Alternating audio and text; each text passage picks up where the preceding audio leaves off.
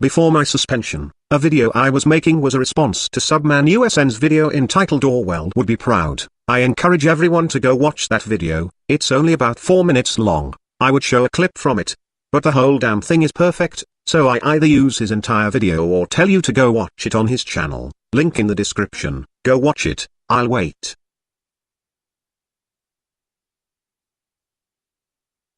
SubMan, as always, ever so observant of the behavior and pathology of the feminists, but I want to really explore and expand on all of this.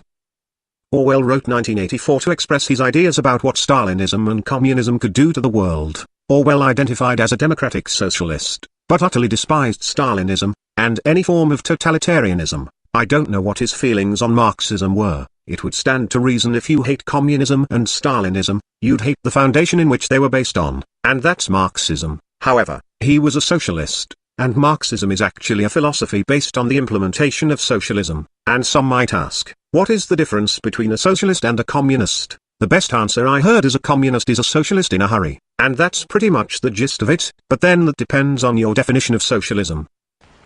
Ladies and gentlemen, as pointed out previously, the communists can never hope to come to power over the entire United States through a so-called war of national liberation of a minority population. They can capture a large portion of it, and they can create an awful lot of chaos and destruction everywhere else. But to take the country as a whole will require an entirely different approach. The violent revolution becomes of primary value to the communists to the extent to which it can be used to condition the masses psychologically to accept the non-violent revolution, which is offered supposedly as the only alternative. Hoping to avoid further violence and bloodshed, the public is to be pressured into accepting measures that will move the country gradually and legally toward communism, but without calling it that. The strategy of the proletarian revolution calls for the quiet conversion of our government into a communist regime, but under the banner of socialism. Well, what is socialism? All right, let's define it. According to the dictionary, socialism is a political concept based upon the principle of government ownership and control of property, the means of production, and the avenues of commerce. But the important thing, as far as this presentation is concerned, is how do the communists define it? And this is where many people are surprised to learn that the communists have an entirely different meaning for the word socialism than the average American has. Did you know that there isn't a single communist country in existence anywhere on earth? That's right, not one. Russia isn't a communist country. Red China isn't. Cuba certainly isn't. These are socialist lands. That's how communist leaders always describe them. You see, according to the teachings of Karl Marx, communism will come to this world only in some future utopian era, when men will have learned to live together in perfect harmony, when they'll no longer be greedy or competitive, when they'll want to share equally with their fellow human beings and have nothing better than anyone else. When this comes to pass, there'll no longer be any need for police or for government of any kind. And then, he said, the state will wither away. When that happens, said Marx, it will be communism. In the meantime, comrades, whenever we come to power, we shall call it socialism. So the next time you hear a communist spokesman stand before a college audience or a TV camera and say innocently that all the communists are doing here in America is working for socialism, you must understand what he means by that word. What he's really saying is all the communists are doing is trying to bring to America exactly the same thing they now have in the Soviet Union and Red China. Now, they can call that socialism if they want to, but most Americans, I think, would describe that over there as communism. The new program of the Communist Party on this subject has this to say. The term socialism describes but the first stage of a new society that in its full development is called communism. Socialism is a transitional stage. Well, the important question, though, is why do the communists promote socialism?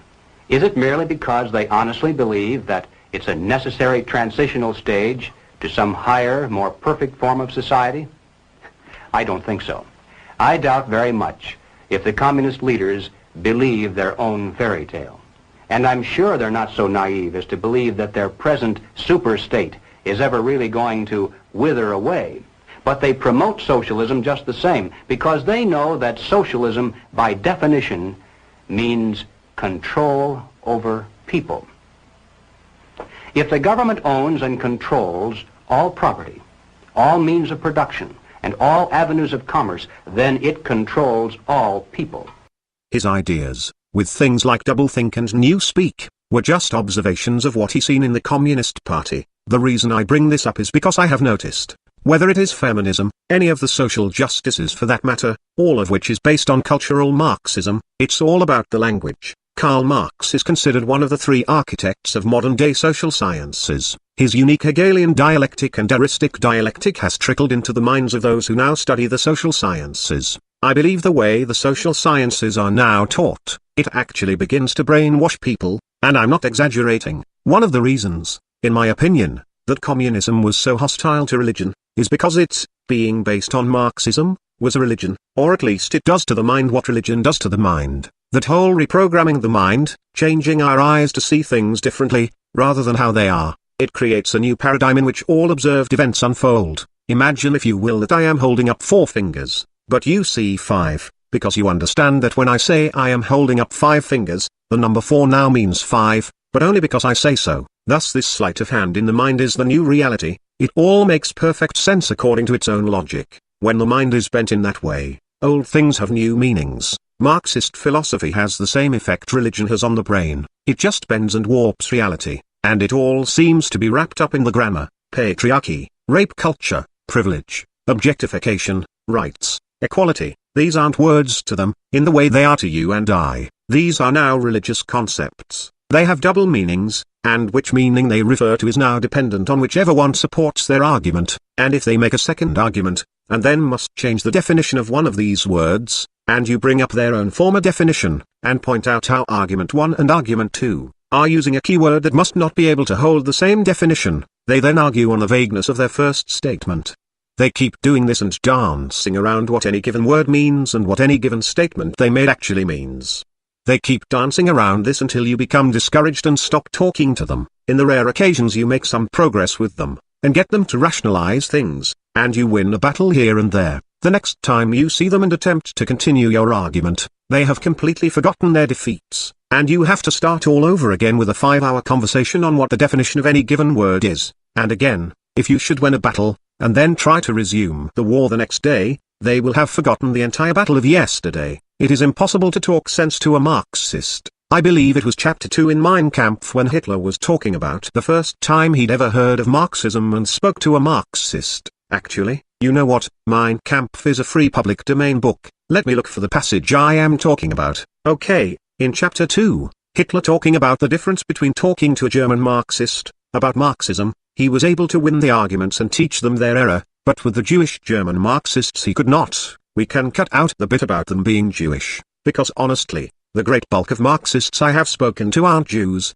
and Hitler's words perfectly describe it. He said, "Gradually I became an expert in the doctrine of the Marxists and used this knowledge as an instrument to drive home my own firm convictions.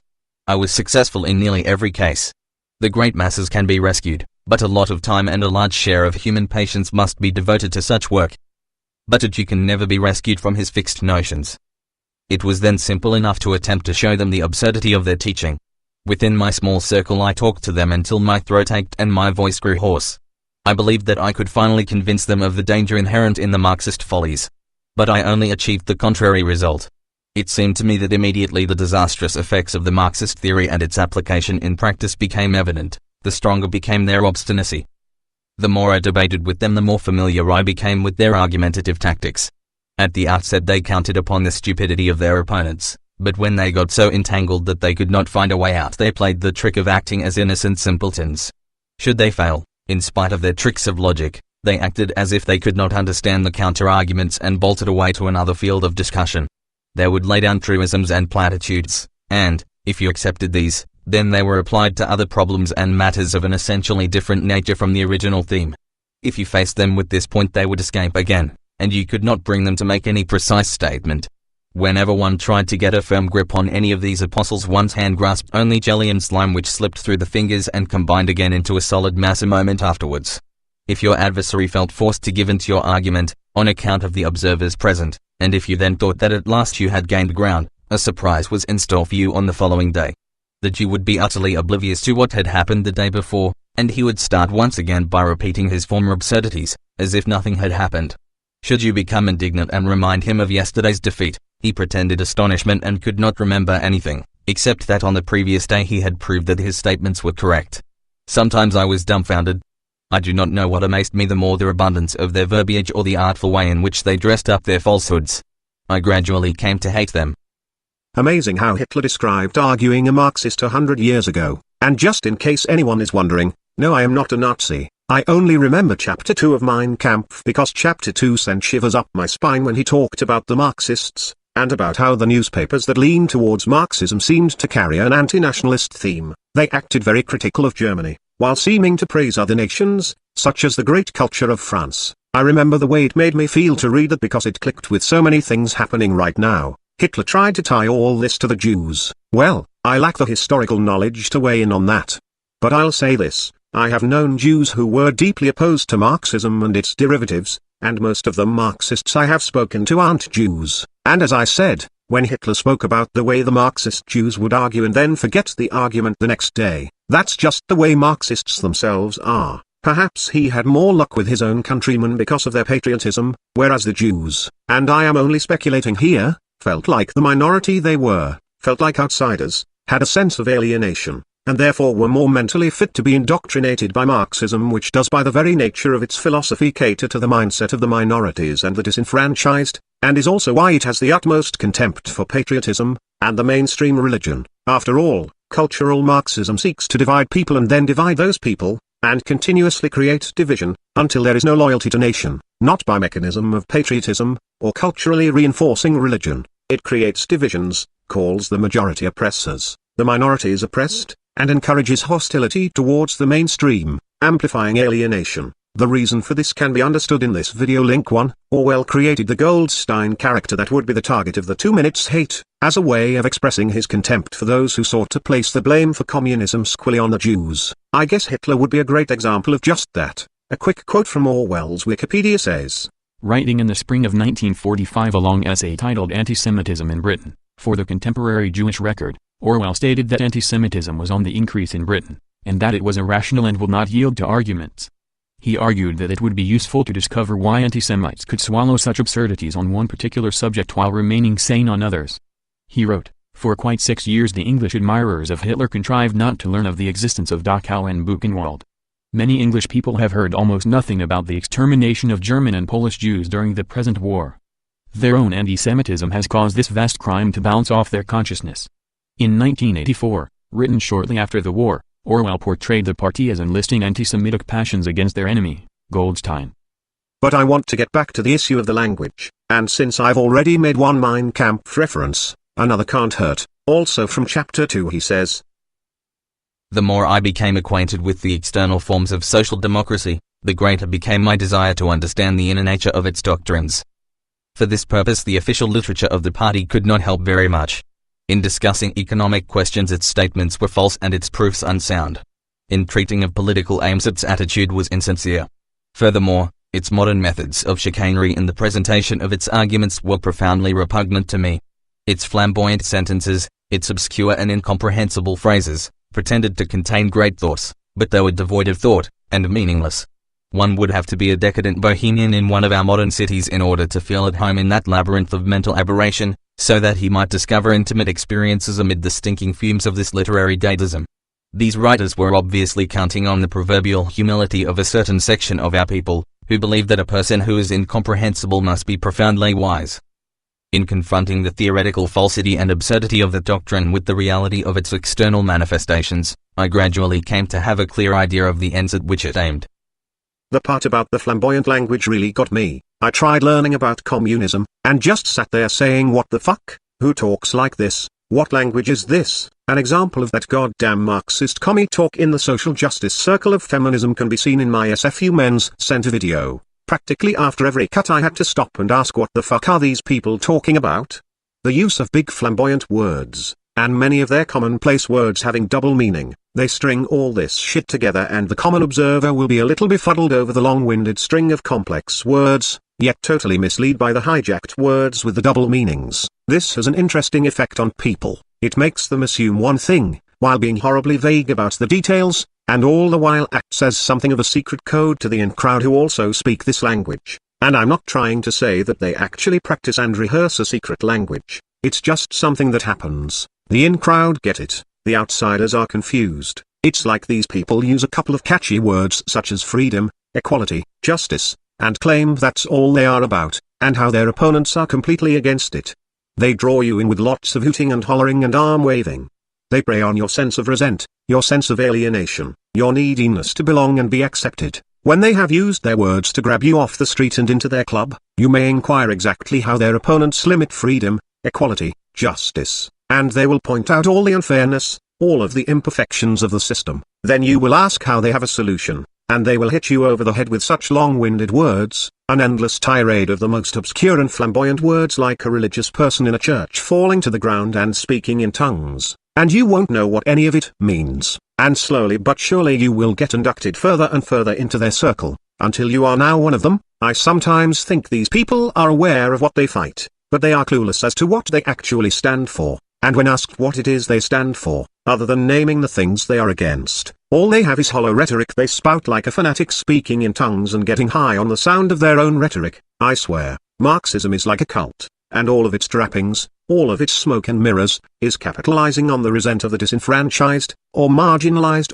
as they put it, and it's the language. It's all about the language. From the Wikipedia page on Marxism, under criticisms it says this.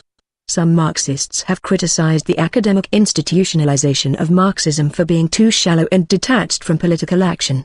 For instance, Zimbabwean Trotskyist Alex Kalinikos, himself a professional academic, stated that its practitioners remind one of Narcissus, who in the Greek legend fell in love with his own reflection. Sometimes it is necessary to devote time to clarifying and developing the concepts that we use, but indeed for Western Marxists this has become an end in itself. The result is a body of writings incomprehensible to all but a tiny minority of highly qualified scholars. And that's coming from a Trotskyist, who is not an outsider or opponent of Marxism. It has been said by, I believe it was Karl Marx himself, that there are two kinds of people who most misunderstand Marxism, and that is the anti-Marxist and the pro-Marxists, or maybe it was Engels or Lenin. Again, the entire smoke and mirrors of this ideology, is its language and the vagueness of the specifications. Orwell had this to say about language. In his essay Politics in the English Language, 1946, Orwell wrote about the importance of precise and clear language, arguing that vague writing can be used as a powerful tool of political manipulation because it shapes the way we think. In that essay, Orwell provides 6 rules for writers. Never use a metaphor, simile or other figure of speech which you are used to seeing in print. Never use a long word where a short one will do. If it is possible to cut a word out, always cut it out. Never use the passive where you can use the active. Never use a foreign phrase, a scientific word or a jargon word if you can think of an everyday English equivalent. Break any of these rules sooner than say anything outright barbarous. Andrew N. Rubin argues, Orwell claimed that we should be attentive to how the use of language has limited our capacity for critical thought, just as we should be equally concerned with the ways in which dominant modes of thinking have reshaped the very language that we use. The adjective Orwellian connotes an attitude and a policy of control by propaganda, surveillance, misinformation, denial of truth, and manipulation of the past. In 1984, Orwell described a totalitarian government that controlled thought by controlling language, making certain ideas literally unthinkable. Several words and phrases from 1984 have entered popular language. Newspeak is a simplified and obfuscatory language designed to make independent thought impossible. Doublethink means holding two contradictory beliefs simultaneously. The thought police are those who suppress all dissenting opinion. Profeed is homogenized, manufactured superficial literature, film and music, used to control and indoctrinate the populace through docility. Big Brother is a supreme dictator who watches everyone. I think I should mention that there are many words that don't necessarily take away your ability to have certain thoughts, but they certainly take away your ability to speak certain thoughts. Words of bigotry like sexist, homophobe, Islamophobe, racist, xenophobe. These words connote an unreasonable hatred of a demographic of people, and the cultural Marxist, or more accurately in this particular example, Your average leftist will turn every issue into a social issue. Once it becomes a social issue, you have to stand on the politically correct side of the fence, or they will brand you with one of those deadly forms of bigotry which can cost you your job and more. An example of how a non-racial issue becomes a racial issue is immigration. The government's refusal to take any real action and enforce its own laws, allowing Mexicans to flood the country unlawfully and put hard-working low-class Americans out of a job by working cheap under the table and skipping the taxes and all that. If you, or a politician, object to this obvious injustice, accusations of racism will come hurling towards you from the leftists. Another example is Bill Maher, and other liberal assholes, who constantly insist that if a non-Democrat has any problem with Obama, they're racists. I've heard Bill Maher many of times make such statements that it's not Obama's policies Republicans don't like, it's his skin color. Speaking of radical leftist Bill Maher, he had this to say about the new racism. The new racism is denying racism. Interesting, really interesting. Isn't it funny how not long ago there was some moderately popular incident where this white guy on a bus who was beat up by a bunch of blacks shouting racial epithets at him, and remember the verdict was that these blacks were not guilty of a hate crime in spite of the racial epithets, because race was not necessarily the motive. In fact, there is no shortage of news reports where blacks beat up whites, yell racial epithets, and it's never a hate crime. Golly, Bill Maher, I thought denying racism was the new racism. Oh, that's right. Like everything else in our Marxist social justice warrior culture, it's a one-way street. Only whites can be racist, only men can be sexist, only straight people can be phobic, only Christianity can be a bad religion, and so on. Just look at what Aria Richards says. And that reminds me of this woman, and this guy. Because as soon as you come at something from a place of privilege, you're exercising your privilege, and therefore minimizing the plight of the marginalized person to whom you're speaking. Straight people are fucking awful. I hate straight men. Straight people ruin everything. Did that offend you when I just said that thing that I just said? When we were kids, I think we were all very specifically told, you can't say things like, I hate black people, because it's wrong to judge someone by the colour of their skin. It's wrong to say, I hate someone of a specific race. Really what they meant to teach us was perpetuating racism towards all these marginalised races in a world made for white people is wrong. The impression that so many of us, if not most of us, got is saying you hate white people is just as bad as saying you hate black people. And I think that is translated into our idea of queerness as well. Saying I hate straight people is not like saying I hate gay people. If you think it is, then you don't understand your privilege. In cultural Marxist philosophy, there is an oppressed, and an oppressor, and all attacks onto the oppressor class are justified. When you're the one in power, as males are, and when you make up the majority that writes all laws, as males do, and when you make up the majority that controls all media, as males do, you cannot be culturally, institutionally, or relationally discriminated against or oppressed. Individual cases of women disliking men merely means that there are women who have a reasonable dislike for something. Once the disenfranchised, whose mind has been corrupted by Marxism, labels you an oppressor class, you cease to have rights. All bigotry and injustices to you shall be ignored by the cultural Marxists, and in any case where it cannot be ignored, it is justified as deserved hatred, deserved discrimination. The endgame for cultural Marxism is to divide society into many different classes, each one proclaiming victimhood, each one demanding the government step in and make things equal, thus a big government ruling over the people with an iron fist, and giving everyone their equal rations, handouts, and corporations now being controlled by the government being told who to hire and who to fire and how much anyone can be paid for any given thing. Thus the corporations shall be effectively owned and controlled by the government. Cultural Marxism is a means to total Marxism. Again, it's pushing for a communist nation by destabilizing the nation by creating division among the people. But back to how the Marxists, leftists, turn political issues into social justice issues, then insists that any social injustice an oppressor class experiences is either non-existent, deserved, or is actually a government-based class issue, not a social issue. And Michael Moore in his Bowling for Columbine documentary attempted to connect the NRA to the KKK, and tie gun rights to white supremacism. Now it's time for a brief history of the United States of America. Hi, boys and girls, ready to get started? Once upon a time, there were these people in Europe called pilgrims, and they were afraid of being persecuted.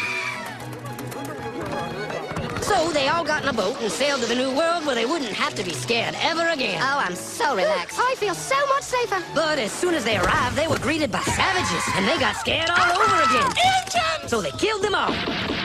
Now, you'd think wiping out a race of people would calm them down, but no. Instead, they started getting frightened of each other. Witch! So they burned witches.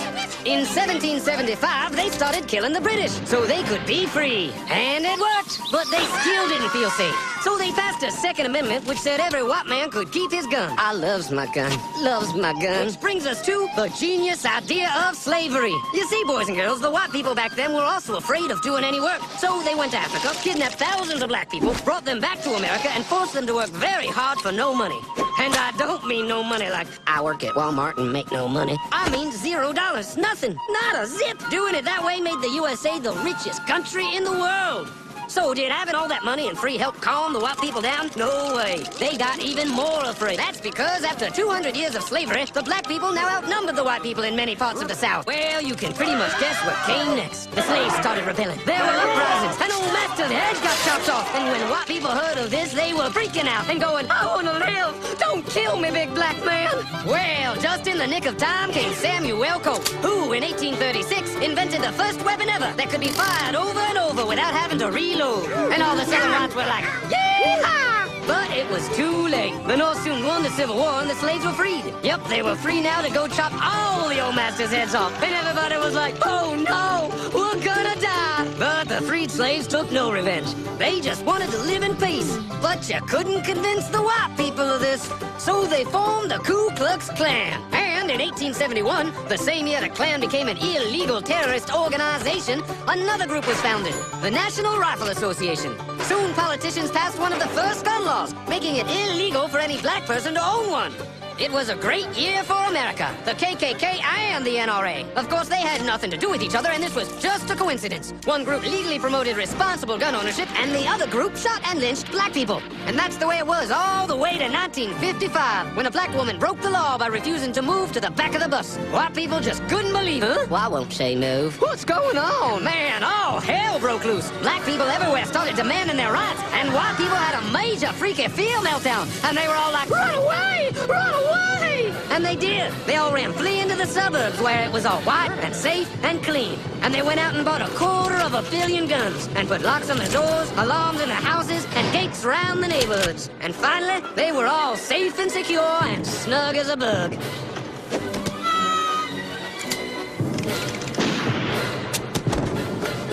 And everyone lived happily ever after.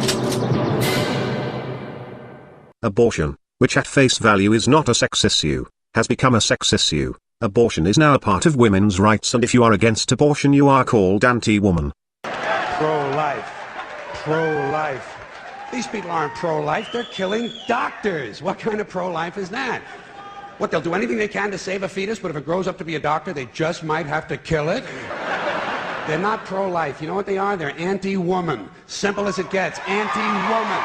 We've heard leftists such as George Carlin and Bill Maher, or just your average feminist, claim that abortion is a women's issue, and those opposed to abortion are just males being anti-woman. And yet, according to this article, link to, 60% of women want abortion made illegal and 61% of men want abortion made illegal. The sex discrepancy is 1%. How is this a case of men trying to take away women's rights?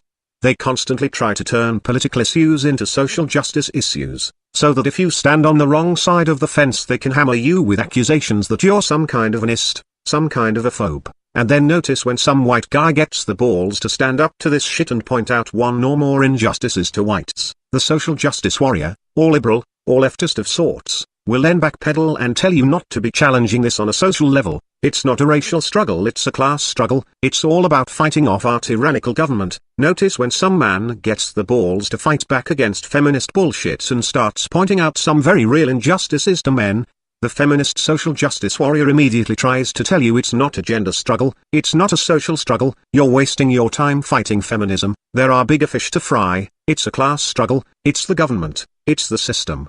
But it doesn't do us any good to try and play the who's the bigger victim card, and it doesn't really make any real attempt to rectify these problems in reality. I think that we live in a society that is mired in countless problems, from sexism to racism to wealth inequality and militarism and imperialism.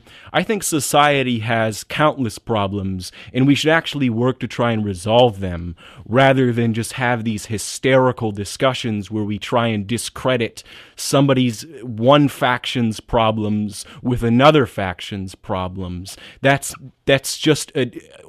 working towards somebody else's divide and conquer strategy.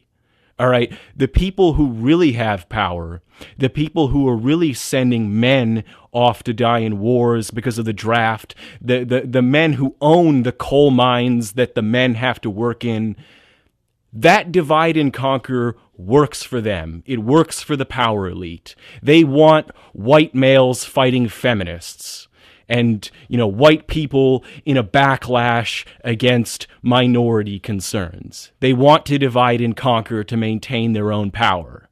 All right? Feminism is not your enemy. They have a set of issues. Maybe you disagree with those issues. Maybe you say they're not real problems or they're intractable parts of the human condition. That's fair. But it is a distraction from any sort of proactive approach to the real problems of the world. And I think people should bear that in mind before they start getting hysterical over what feminazis are doing on the internet. Another question: why shouldn't I oppose feminism? It's a waste of time, for one thing. It's sort of like trying to get rid of hornets by killing the hornets instead of destroying the nest. You should oppose human rights being valued based on their profit to those in power, money, power votes, social status, rather than feminism. Feminists have very little real power anywhere. Isn't that amazing how that works out? They, meaning any branch, any division of the Marxist-tainted left, take things like guns, abortion, illegal immigration, things that have nothing to do with sex and race, and turn it into a social cause involving sex and race. And yet when you, being either cis, heterosexual, white, or male, argue them on a genuine social issue, they do the polar opposite and try to tell you it's not a social issue. Anytime a person who has been labeled as a member of the so-called oppressor class fights back against this social justice Marxist shit, they are told not to fight back against the people that attack them, fight back against the system, because there are bigger fish to fry. Am I the only one here seeing dishonesty as the number one trait of Marxism, the confusing, convoluted, flamboyant language, the use of vague words, and vague concepts, all the double-speak and double-think, the constant changing definitions of every word, the deceitful tactics in arguing? Come on, if there was one word, just one word to describe all of this, it would be dishonest. Speaking of dishonest, something RockingMrE and Bernard Chapin said about cultural Marxists. And I need to do a real brief introduction again on what cultural Marxism is. We always get guys on here. Kids are programmed today to, when they hear the word Marxism, think, that's an idiot. That's some kind of rube. That's a hater who's saying that. I get these leftist MRAs with their little kitty cattery coming here and they go, you're Joe McCarthy. You have a list of leftists in your pocket. And they say things like that. You cannot get the other side to accurately tell you what they believe in. They attack you. They won't even tell you what their beliefs are. It's almost impossible to debate somebody when you're the only one who's taking a position. Political correctness, the religion of the left. But although there are differences between these two conflicting forms of feminism, both use critical theory to attack the idea of patriarchy. From the 70s onwards, a new left of progressives had taken on the theories of cultural Marxism and adopted the new term political correctness to safeguard against any opposition. So when we look back over the history of political correctness, we can see that it's deeply entrenched in the ideology of cultural Marxism. And it's easy to point out when we realise that political correctness depends on critical theory for its success. Political correctness has become a weapon for the political left and thus the state itself to persecute the individual that doesn't adhere to the Orwellian newspeak doctrine it enforces. But the most worrying thing about political correctness results from the critical theory that drives it, which actively seeks to demonise those that cultural Marxists perceived to be the rulers of society. Sadly, this means that if you're white and male, then boy, you're in for a hard time. The really intellectually dishonest thing about critical theory comes into play when we consider that the Frankfurt School originally perceived the bourgeois and organised religion as the taint upon society, which is largely true, but gradually it became the agenda of cultural Marxists to attack more than this, and in Western society it was white men that mainly fell under this umbrella. Which in itself shows that Stalin was diabolically calculating in his effort to use not only the Nazis but the Allies to succeed in his plans. With Stalin destroying the credibility of communism through his tyrannical rule of the USSR, international socialists began to search for other ways to further their goals. While some still believed in classically Marxist violent revolution, others felt a gradualist approach would be more successful. It was during this time that cultural Marxism began to grow in popularity due to its focus on the undermining of Western values, and foremost among the pseudo-intellectuals leading this change was one of the founders of the Frankfurt School, Herbert Marcuse. Marcuse's ideas would become central to the civil rights movement in the 60s, and it was his books, Eros and Civilization and One-Dimensional Man, that he became most well known for. Herbert Marcuse is believed by many to be the father of the new left that emerged after the civil rights movement, and he was particularly sympathetic towards feminism.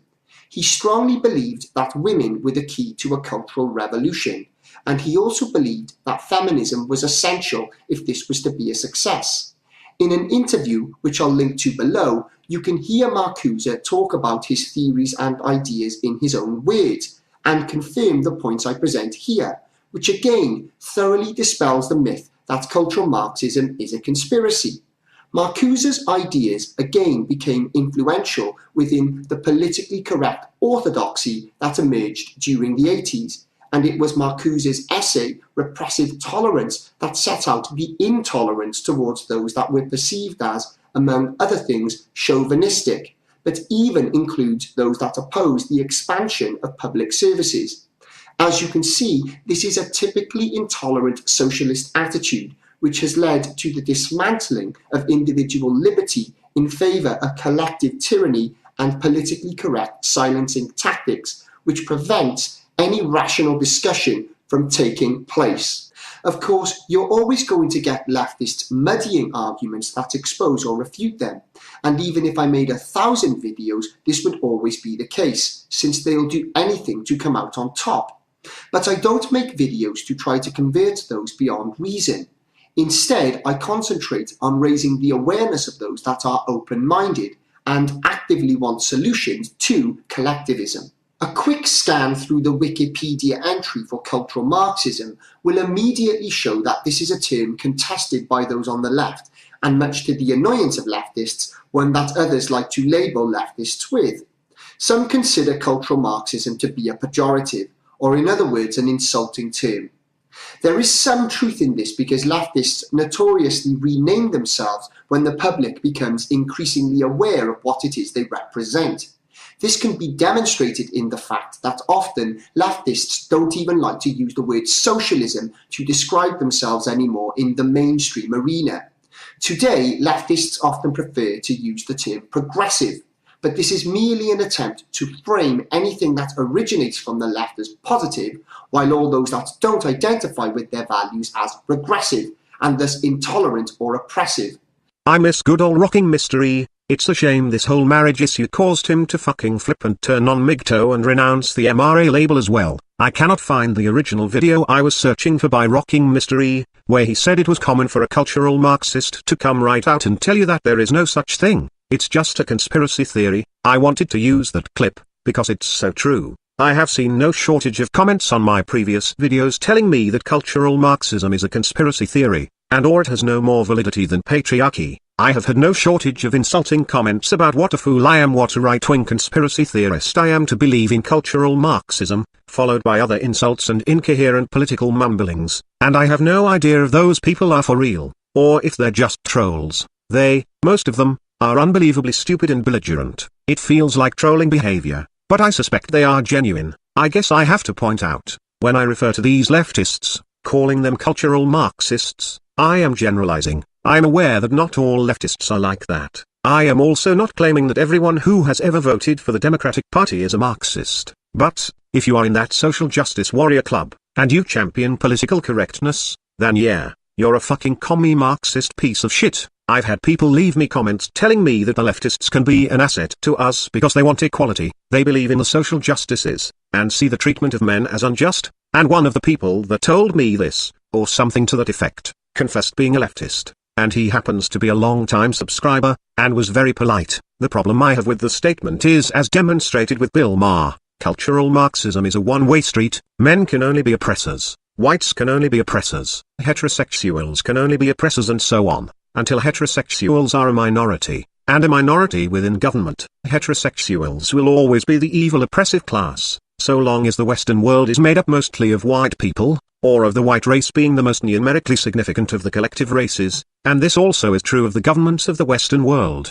White people will always be considered the oppressors, and while men are by a fraction a minority, they still make up the majority of corporations and government, thus their power is direct power, thus they are the oppressor class. Those leftists among us, those social justice warriors who are also saying what about the men? They're blue pills in the social justice circles. They're not the red pill cultural Marxists that pull the strings and direct the intellectual traffic of the social justices. To put it simply, they don't get it, and what we end up with is woolly bumblebee types. Now let's recap this video. SubMan USN makes a video noticing certain concepts found in the George Orwell novel 1984, appearing in modern-day life, and properly identifies it coming from the social justice warriors and feminists. I point out that Orwell's novel was based on totalitarianism under Stalinism, and it was made as a jab against communism. I then mention the reason we see it in modern day, and the reason it comes from the social justice warriors is due to cultural Marxism. 1984 was a bit of a warning to the dystopia that could come from the implementation of Marxism. Today, we are living in that Marxist dystopia. I also pointed to the language. It is very important that we remember how language is used by the Marxists. And my last note was about the dishonesty. Folks, as an atheist, I have had many debates with Christian fundamentalists, the creationists, and here's the thing, at times I sensed dishonesty in some of these debates, but nothing like having a debate with someone whose mind has been corrupted by Marxism. I had one guy in one of my last videos ask what I had against Marxism, due to my use of the phrase cultural Marxism, and my answer in the comments was simple: I hate the people. I won't even debate on why Marxism sucks as an economic model. And to be honest, I can't find it in me to defend capitalism. All I can say is, capitalism sucks, but Marxism is not a solution. And truth be told, I am not an economist. I can't go over the points of Marxism versus communism with a fine-tooth comb, because I don't know enough about economics to do that. My argument against Marxism mainly comes to, have you spoken to these people? Marxist individuals tend to be the biggest assholes, the most horrific liars, the biggest walking piles of shit on the earth. I'd say put a bullet in a commie's head, but come on, the price of bullets is getting ridiculous these days. They are the most dishonest people to ever walk the face of the earth. And what can be done about them? Nothing. I don't think there is much you can do for them. I don't know how much of their deception is personal and how much of it is outward. Who do they lie to more, us or themselves? Also, I have two competing theories on them. The first theory is that the Marxist teachings corrupts the intellectual mind, the cognitive mind, then corrupts the subconscious mind, and a long enough time of thinking in the same terms as the dialectic one's rhetoric is based on, eventually rewires the brain to perceive information in a corrupt way. Now it is widely known that the brain lays down new pathways and does this in a way that corresponds to its environment. I would give billions of links, but you guys know how I feel about neuroscience being garbage. I hate neuroscience even when it supports my case. I feel like I am reading pure sensationalist bullshit for the sake of headlines and alarmism. At any rate, the brain can be rewired in some way to some degree, as a result of constant modes of thought and environmental stimulation. The degree of rewiring and what it all means is anyone's guess. I mean, it is neuroscience we're talking about. So, I imagine viewing the world through Marxist eyes long enough can rewire the brain to perceive information in a new way, and make someone instinctively deceitful. Maybe sometimes they're not even aware of their own deceit, like maybe it makes them pathological liars. The other theory I have is that no real rewiring of the brain takes place, no more so than any other mode of thought or ideological adherence. But what is actually happening is that all the bitter, hateful, resentful, lazy, dishonest people in the world are attracted to Marxism like flies to shit. I mean, think about it. Marxism is an ideology that, when all is said and done, states that the strong must be obligated to give the weak a helping hand, or just a handout. It implies that the straight E student should be given a higher grade to make him feel better, and that the straight A student should be given a lower grade so that everyone comes out fair and equal. Well, what sort of mind does that idea cater to? The smart, hard-working straight A student sure as fuck doesn't want to do the same work only to achieve a lower grade, but the lazy class clown might want to get a better grade for the hell of it. The person who has spent 20 years working 40 or more hours a week doesn't want his taxes doubled to support the unemployed, but the lazy welfare queen sure would be in favor of a welfare state, and so on and so forth. Society's bottom feeders, society's losers, they're the ones that want a system of forced equal outcome. They are stupid, and or weak, and or ugly, and or lazy, and just all around pathetic. This makes them resentful, and human ego makes them look at themselves as infallible. It's the rest of the world that has the problem, not them. We see this with all the fat feminists who whine and complain that their grotesque obesity is beautiful and sexy, and all those thin anorexic models on the cover of Sports Illustrated is a patriarchal conspiracy to rewire men's libidos into rejecting fat old women because patriarchy, damn it. Many people become this way. They live as losers, and they stop taking blame. They believe it's the rest of the world holding them down. They're victims, it's not their fault. They've been cheated, and everyone around them is privileged, and they shouldn't be privileged. And any system that forces the privileged to let go of their privilege and share their wealth and success with the cheated oppressed class is a great ideology. I think these people, we'll call them losers, gravitate to Marxism like flies to shit. Either way, you've got a bunch of losers propagating Marxism, or who knows, maybe it's a little of both. Maybe it starts out with weak, lazy, resentful losers finding an ideology that artificially boosts them by punishing the smart, the strong, the winners, and then the rhetoric, the dialectic, it sinks into their head, poisons their mind, and turns them into a bunch of assholes. Now I know in this video I am knocking the left, and I am doing it pretty hard, and I make no apologies for that. I've already said I am talking about the leftists in general, and I am not making the claim that there are no exceptions, but I want to be upfront. I'm not right-wing, and your average right-wing asshole gets on my nerves too. These are people who want government out of people's lives, but only because government is secular. You replace government with the church, and they're all in favor of big government now. They want less federal government in school, and more Jesus in the classroom. They want a free market, which translates to giving full control of the nation to global industry. I really don't know what the difference is between the iron fist of a government and the iron fist of a corporation. Sure, social justice warriors on the left direct speech laws and habitually report dissenting opinions as harassment or some sort of inflammatory speech, but advertisers also pressure corporations, such as newspapers, magazines, YouTube, television networks, radio stations, into what ideas are permissible. Corporate interest is what pushes alcohol and tobacco, while restricting marijuana and cocaine. Corporations do erect laws that restrict our freedom, and if you hate the socialist taxes, I find it hard to believe you prefer slave labor camps, and inflated costs due to monopolies, and if you're against those evil commies because they typically support globalism, that whole one world government thing. Let me ask you this, what's stopping the global banking industry? What's stopping a global media conglomeration that will be in charge of the world's propaganda, I mean, news and entertainment, if the oil industry, pharmaceutical industry, banking industry, real estate industry, and media, all team up as one collective and cohesive force, which without government interference could very well happen, then what stops them from having as much control over the world as the UN does right now, especially when you consider they have all the money, and due to media they also have control over the flow of information? I'm sorry, but try as I might, I can't figure out the difference between being owned and controlled by an overpowered government, overpowered church establishment, or overpowered corporation. Of course, having all three at each other's throats means I have a sliver of a chance of experiencing freedom, so long as these three forces are battling it out for supremacy. They keep each other in line and we the people can pick up the crumbs that fall from the table. Is the left a problem? Yes, but the right isn't an answer. It's just a proposition for another set of equally bad ideas, and ultimately neither side gives a shit about men's rights, which is my concern, which is why I don't give a shit about the left or the right, and find people who loudly advocate for either to be useless and obnoxious. I also find those who put their left-wing or right-wing cultism ahead of the men's rights movement actually do more harm than good to the MRM. Now with that said, if you're left-wing, because you support abortion rights or want to limit corporate power or whatever, and this is the extent of your motives for voting for a Democrat, then there is a good chance I am not referring to you when I refer to leftists. If you support social policies that take from the deserving and give to the undeserving to make equal, to force an equal outcome, then you are a communist Marxist asshole. But here's the thing, for those leftists, even the ones with the Marxist taint, who are sympathetic to the MRM, assuming you're not here to hijack it with tales of how us men need to be liberated from our masculinity, and how we should get in bed with the LGBT etc.